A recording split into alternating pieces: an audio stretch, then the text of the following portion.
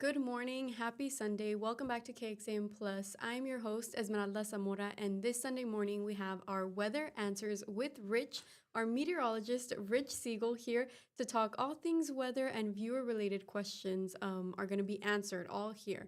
Rich, how are you doing today? I'm fine. I've made it so that I will not mess up when graphics today like we did last week. And I held two over the graphics that I wasn't able to show because I did mess up and I figured out why. So we're going to repeat a couple of questions that were asked last week that graphically I want just to show the viewers what we were talking about. Yeah, taking a peek at those questions this morning, they all seem pretty interesting, and I would also want these to be answered as well. Okay. I'm sure that all the viewers are waiting to hear those answers. We So hope. let's kick off with the first question that we have, and that one is, you do a lot of vlogs about climate change. Why do you do them? I think it's important that people know what's going on in our atmosphere. We want to talk about the weather, we want to talk about the climate, because we know that changes in the climate are affecting some people. For example, we know that when the air gets too hot, it causes some people to get sick. Same thing with these warm summer night lows that we were talking about last week. We want to try to explain why there has been so little rain here in the past couple of years. You know, we were talking with a friend of mine yesterday about the last time that the lake level was higher than it is and close to the top. And, you know, this has led to the drought. Why is this drought continuing to happen? We feel that it's important that people know about the changes that are going on in their climate without bombarding you. You know, we only really address climate change once a week, and that's usually with the blog that I wrote. Now, you know, all five of us, well, all six of us, counting our fill-in former chief Jim Spencer, you know, we all have varying degrees of how we feel about climate change, and we just feel that it's important that we educate people on what we believe that the science is showing. And in addition, what changes can be made. You know, Kristen on her morning show, on our CW Austin morning show, will have twice an hour, or not twice an hour, twice in the 2 hour show, the Climate Change Minute, things that you can do to help mitigate the effects of climate change. You know, we talk about things like recycling and simple things like that. And we just feel that it's important that people know from what the science is showing us what is going on with our climate. And again, you know, we know that there are people who agree with us and we know that there are people who disagree with us. And as long as the conversation is kept above board and respectable, you know, I'll have these conversations via email with people that are wanting to explain to me why they may not feel the same way that I do. And it's healthy. But when you get a little bit nasty, we're not going to answer. Yeah, and I feel like we've gotten a few of those after talking about climate change here on Yes. KXAN Plus. So we talk about climate change a lot. What are some of the ways that we can work to help the climate and some of those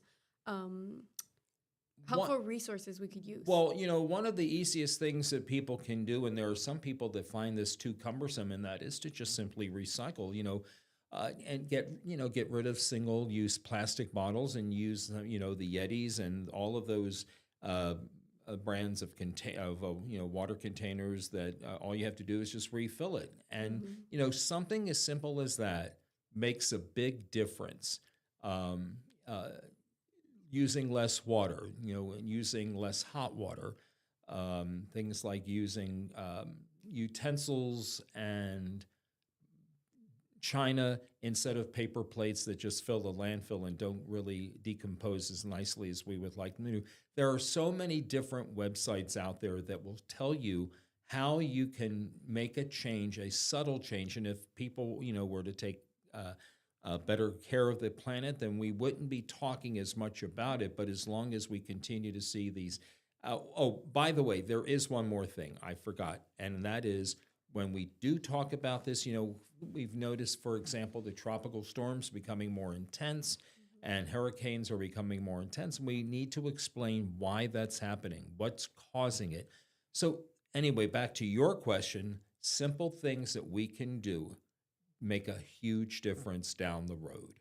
Yes, and those are things you can do every day in your Every routine. single day. You know, Kristen will sometimes with an upcoming holiday, She'll be talking, I'm sure not next week, but the week after, about how you can have a sustainable July 4th holiday celebration. Mm-hmm. So July 4th is a popular time to go to the beach, and you want to make sure you're keeping yeah, it clean. exactly. We want to keep our beaches clean. There are a lot of people that go to the beach and trash the beach. There are a lot of people that go on the lake and trash the lake. Mm-hmm. You can't do that. It's just not a good thing to do. But we just want you to be aware of the changes in our climate, and that includes the blog that I have that I've written that we'll talk about tomorrow.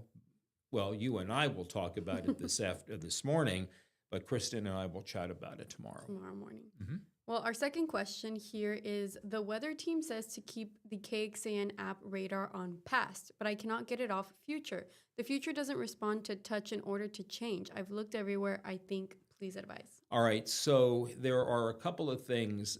If you're not successful at going to the bottom right and clicking on, there are, I believe, three choices. There's future, there's past and future, and there's past. Now, the reason, because the viewer also wrote that I did not put this in, that's a little weird to, have the setting go from a couple of hours past to the present. Yeah. Because what happens going into the future is a computer-generated suggestion about what may happen down the road, and sometimes it works and sometimes it doesn't. According to our chief meteorologist, Nick Bannon, click that there are three dots above that rectangle where you can go past and future, or future, but there are three dots, and if you click on the three dots, I'm reading this off the screen, then select, I think it's on the far left side, precipitation, and then in parentheses radar, then click on the X, then you should be able to get to where you need to get to. If that doesn't work, drop me a line and we'll try to investigate that a little bit further, and I'll have the email address coming up at the end of our segment. Yes, and it's also important to make sure that the app is up to date. Make sure you go to the App Store and update it, because that can cause some issues when you are using the app. Yeah, when I was having a little problem with mine, and this was before I came back to work here, I found that if I uninstalled the app and then installed it again, that seemed to have taken care of the problem that I was having. So you might want to try that and see if that will work a little better for you. And again, if it doesn't, let us know and we will try to research this further for you. Yes, it could be an issue on our end, or it could be an issue with the app on your phone. So just try both. Computer technology sometimes has its problems as well. Yes, it does. In addition to the people that use the computer technology. Well, our third question here is pretty long.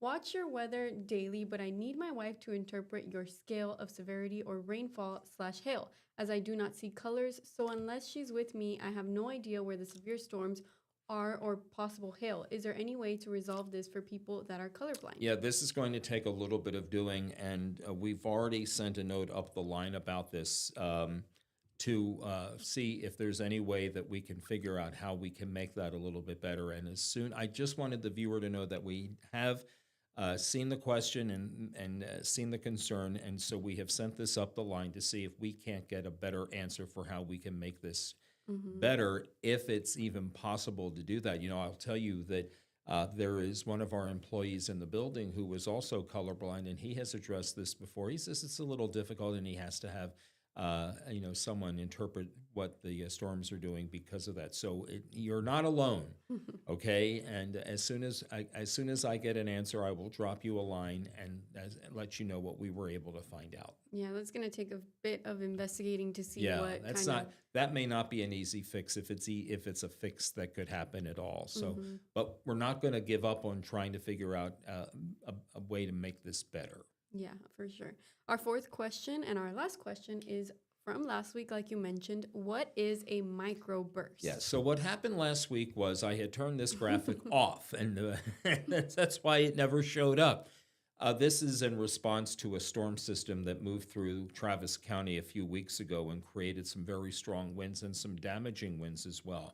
So what a microburst is, as you see on our screen here, it's a strong downdraft of air. It's at the tail end of a dissipating thunderstorm. The air has to go somewhere when the storm is in the dissipating stage. And this rush of air to the ground causes those gusty winds that I think got up into the 80s during that storm that moved through our area. Now, they're small in nature. They do not last long, and they give pilots a headache, especially with takeoff and landing. So that is what a microburst is. It's a downdraft of air. It happens when you see a dissipating thunderstorm. Well, as he said, the air has to go somewhere, and it rushes to the ground. Yes, that is interesting because Yeah. we were trying to figure that one out last week and we couldn't get it to work. But these are all the viewer questions that we have for today, this Sunday. I'm sure we will have many more next Sunday. But like you mentioned, you have your blog. Yeah, can you posted. just really pop up the screen real quick? I just want to share the email address. Can you do that real quick? Your weather for me? graphics? Yeah. Yeah. So this is where you can write to us, send your questions to us. Report it, REPORTIT at KXAN.com. And we'll try to answer as many of these as possible. We get to them as we can. But if you send it to us today, it'll probably make it on to next week's Facebook Live. Yeah, you have a week until our next Facebook Live. That's right. We also, in your graphic, it said we are live on Facebook. We're also live on YouTube. We're live on our website. We are live on our app. Everywhere. Everywhere. Even our KXAN Plus streaming app, free on your TV. If you have Roku TV, Fire TV, or Apple TV, you can watch this and much more content on there. We have that article that you published here. Yeah. What are we looking at? Well, this was something that came across a few weeks ago, and it was delayed in getting. I was delayed in getting to it. I really have a strong appreciation for the work of Climate Central scientists. That again, they are the ones that are studying the changes that are going on in our climate. We have determined, or not we. I'm sorry. They have determined over the course of 50 plus years that summers are getting hotter. They identified the potential reason for it. They give statistics. They analyzed about 234 cities and found that 97% of them have summers that are getting hotter. And what was alarming to me was the statistic that said here in Austin from 1970 through 2024, Austin has had 50 more days of extreme heat in 2024 versus what they had in 1970. So we write about this. The average change in temperature you see on the screen there is a little more than 4.5 degrees change between 1970 and 2024. And you see towards the very top on the right side, you see that spike in 2011, and that was the summer that we had 90 days of triple-digit heat. Fortunately, it doesn't seem to be, at least for now, in the first few days of summer, we've only had 2 triple-digit high-temperature days, and that's not bad. But our article talks about, in the general overall pattern of things, and there's this statistic that said we've had more than 50 days of temperatures above normal. It has gone up from what it was in 1970 to plus 50 here in 2024. So we'll spend a little time with Kristen on our weather chat tomorrow talking about that. We'll tell you about what other parts of the country are experiencing and where the change has not been all that great. Yes, and that article is already on our website, KXAN.com. You can find it right on the homepage. It's titled Hotter Than Normal, Summertime Heat is Back. Rich, thanks for joining me here. Thank you. What can you give us a peek about the rest of the weather for today? Well, on our show, our 3 shows this morning, we just talked about how quick it was to put this forecast together. Shouldn't say that because some people may not appreciate that, but it didn't take long to put it together. The low rain chances in the forecast, warm, muggy mornings, hot and somewhat humid afternoons. We'll keep highs below 100 for the next at least 7 days and probably beyond that as well going into the second week outlook, which includes July 4th. Mm-hmm. But for the rest of today and on through the rest of the week, we'll start out with morning clouds. We'll see some gradual clearing mid to late morning into the afternoon. Most highs will be in the in the low to mid 90s, and most overnight lows will be averaging the mid 70s, around 73 to 77, some a little lower out in the hill country, some a little higher north and east of Austin. Any rain chances this week? 10% 10% each day. each day. Wow. Well, we'll keep our fingers crossed because we need some rain out here. Rich, thanks for joining me this Sunday, and we will see you next Sunday. Thank you.